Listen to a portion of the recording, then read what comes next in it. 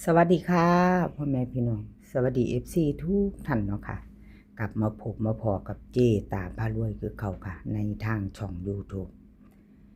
มื้อนี้ก็จะว่างแนวทางของลาวพัฒนาค่ะเห็นอยู่นี่เป็นประวัติของเลขล็อกโฟกัสค่ะพี่น้องล็อกโฟกัสลาวพัฒนาออกมาขึ้นนี่585ค่ะ3ตัวบน15ล่างของล็อกโฟกัสค่ะเข้าไปวิ่ง8วิ่งลูดเข้าไป1ตัวเนาะค่ะ8บุญ2ตัวมา1ตัวค่ะFC มีไผวิ่งไผลูดนำล็อกโฟกัสบ่ค่ะเรียกล็อกโฟกัสประวัติเพิ่น2งวดก็เข้าไปวิ่งลูดอยู่เด้อค่ะ2งวดก็เข้าไปอยู่วิ่งลูดเพิ่นมางวดละตัวถือว่ายังไม่หลุดเนาะค่ะยังบ่หลุดเด้อค่ะเลขล็อกโฟกัสวิ่งลูดของเพิ่นยังเดินดีอยู่ค่ะ FCยังเดินอยู่ค่ะของล็อกโฟกัสเอามาตามต่อไปใหม่ค่ะเป็นวันพุธที่1เนาะวันพุธที่1ค่ะลาวพัฒนาวิ่งลูดล็อกโฟกัสให้มาค่ะ42 41 4กับ2ค่ะวิ่งลูด4กับ2ตัว4หางค่ะ41 42 21 20ค่ะเบิ้ล44กับ22 3ตัว3หางค่ะ141 420 212ค่ะวิ่งลูดเพิ่นเด่น4กับ2ค่ะเด่น4กับ2ตัวค่ะเพิ่นเน้น42กับ20 3ตัวเน้นหางเดียวค่ะ420แคปหน้าจอไว้ค่ะพี่น้องใครจะไปต่อกับเลขล็อกโฟกัสสาวน้อยนามนใครจะไปต่อกับเพิ่นของเพิ่นก็ถือว่าเดินวิ่งลูดเนาะพี่น้อง2ตัวกับขอโทษขออภัยโดนบ่เข้าเนาะ2งวดติดเลขล็อกโฟกัสค่ะวันที่1เนาะเป็นวันพุธแคปหน้าจอค่ะใครจะไปต่อกับเพิ่นขอบคุญขอบคุณเลขล็อกโฟกัสหลายๆเด้อค่ะที่ให้แนวทางมาว่างทางช่องของเจตาเนาะคลิปนี้ก็จะมีซีเซียนดังคือเก่าค่ะเลขล็อกโฟกัสสมใจเลขรับวงในรับสายด่วนค่ะสี่เซียนดังเด้อพี่น้องเจตาอ่านซื้อไปแล้วมีไผอยู่ในใจเนาะเซียนใดอยู่ในใจของ FC ของพี่น้องของป่ายสุคุณลุงคุณป้าคุณตาคุณยายเนาะค่ะมีไผอยู่ในใจที่อ่านซื้อไปรอรับชมรับฟังไปน้ำกันมาพิจารณาตัวใหม่ไปน้ำกันเนาะค่ะกับสี่เซียนดังเอาแคปหน้าจอล็อกโฟกัสไปแล้วกะมาต่อค่ะไปต่อเป็นของใครเป็นของสมใจค่ะFC สมใจกับขอโทษขออภัยแทนเพิ่นเด้อค่ะที่2ตัวเพิ่นบ่เดินเนาะลาวพัฒนาวันที่30ออกเมื่อคืนนี้585 3ตัวบนค่ะ1หาล่างของเพิ่นเข้าไปวิ่งตัวเดียวค่ะเข้าไป8อยู่เนาะสมใจก็ถือว่าบ่ทันหลุดเด้อค่ะสมใจแต่2ตัวนี่กับขอโทษขออภัยค่ะ2ตัวจับคู่บ่เข้า2งวดค่ะหลุดไป2งวดขออภัย FC แทนสมใจเนาะพี่น้องเฮามาตามใหม่ไปต่อกับสมใจวันที่1ค่ะเป็นวันพุธใครจะต่อกับเพิ่นก็เตรียมแคปหน้าจอไว้ค่ะใครจะไปต่อกับสมใจเนาะลาวพัฒนาวิ่งลูดค่ะเพิ่นให้มา1กับ9ค่ะ2ตัว4หาง19 18 92 93เบิ้ลค่ะ1199 3ตัวค่ะ3หาง119 993 118 2ตัววิ่งลูดเพิ่นเด่น9เด้อค่ะเด่น9ตัวเดียววงกลมให้เน้นค่ะ2หาง19กับ92 3ตัวเน้นหางเดียวเด้อค่ะ119เอา FC สมใจจะตามต่อกับแคปหน้าจอไว้เนาะพี่น้องเลขทุกตัวเอามาวางเพื่อเป็นแนวทางโปรดใช้วิจารณญาณในการรับชมเป็นอย่างสูงเนาะค่ะรับชมรับฟังเป็นเพียงแนวทางเนาะค่ะพี่น้องหลุดไปก็ขอโทษขออภัย FC เพิ่นมาตามต่อวันพุธเด้อค่ะเป็นมือใหม่ FC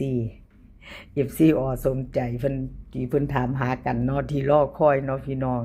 กับสมใจจะไปใหม่กับแคปหน้าจอลองเบิ่งอีกพี่น้องแจมือเนาะ FC แจมือกับขอบคุญขอบคุณสมใจหลายๆค่ะที่ให้แนวทางมาวางทางช่องของเจตาเนาะค่ะกับขอบพระคุณเป็นอย่างสูงเลขล็อกวงในค่ะต่อมาล็อกวงในนี่รุดไปเด้อพี่น้องลาวพัฒนาออก58 53ตัวบน1หาล่างวิ่งลูดหลุดไป2ตัวไม่มาไม่เดินเนาะค่ะบ่เข้าจับตัว27เข้าไปวิ่ง4บน4ล่างค่ะรูดไปถึง2งวดค่ะ2ตัววิ่งรูดเข้าไปตัวนึงอยู่ค่ะเลขล็อกวงในเลขลับวงในเนาะพี่น้องเขียนผิดอยู่เรื่อยขอโทษขออภัยหลายๆเลขลับวงในค่ะวิ่งรูดเพิ่นให้มาวันที่วันที่นี่เนาะพี่น้องวิ่งรูดเพิ่นให้6กับ7ค่ะ2ตัว4หาง61 60 78 79เบิ้ลค่ะ66 77 3ตัวค่ะ3หาง661 778 696วิ่งรูด6กับ7วงกลม2ตัวค่ะเน้น6079 3ตัวค่ะ778เลขลับวงในใครจะต่อกับเพิ่นก็เตรียมแคปหน้าจอเนาะค่ะเลขลับวงในแคปหน้าจอไว้แก้มือใหม่รุ่นใหม่ค่ะเป็นวันพุธไปจะตามต่อกับเพิ่นก็แคปหน้าจอค่ะกราบขอบคุญขอบคุณรับวงในหลายๆค่ะที่ให้แนวทางมาว่างทางช่องของเจตาเนาะกราบขอบพระคุณเป็นอย่างสูงค่ะเอามาไปต่อว่าเป็นของใครเนาะค่ะไปต่อกับแคปหน้าจอค่ะใครจะต่อกับรับวงในแคปแล้วก็ไปค่ะมา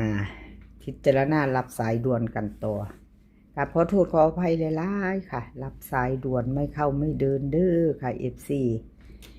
รู้แล้วคือหลุดค่ะ2งวดเนาะเจตาให้เบิ่งประวัติหลายๆเซียนที่ผ่านมาค่ะพี่น้องให้ FC ได้เบิ่งไปนํกันความมั่นใจหลุดหรือว่าเข้าก็ได้เห็นเนาะค่ะบ่มีกักไว้แม่นตอนออกเด้อค่ะช่องเจตารับสายด่วนค่ะ585 3ตัวบน15ของวันที่30เนาะค่ะพี่น้องเป็นของมื้อคืนนี้เนาะรูดเลยทั้งวิ่งรูดทั้ง2ตัววันที่27เข้าไปตัวนึงอยู่ค่ะเข้าไป7ล่างรูดแล้วรูดเลยเก่ารูดไปใหม่มาเนาะค่ะพี่น้องขอโทษขออภัย FC ผู้เพิ่นเข้ามารับชมรับฟังเขามากดไลค์กดแชร์มาเป็นกำลังใจให้เจตาโดยดีเสมอมาเนาะค่ะ